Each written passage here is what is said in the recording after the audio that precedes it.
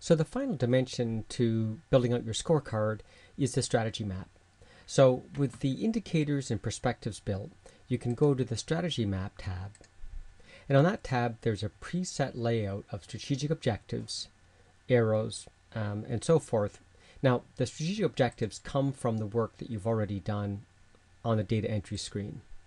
The arrows are just objects that if you click on them, you can change them to where you need to go. So for example, we might have an objective like reward frequent flyers, and that might help both the objective of drive revenue, and maybe it also supports increased loyalty.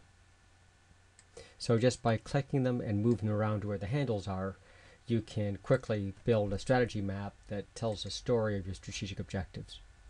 Now what I tend to do is we end up with some spare arrows. I just stack them all up over here on the left so that they're out of the way, but I can get them later if I need them because I might be modifying the strategy map.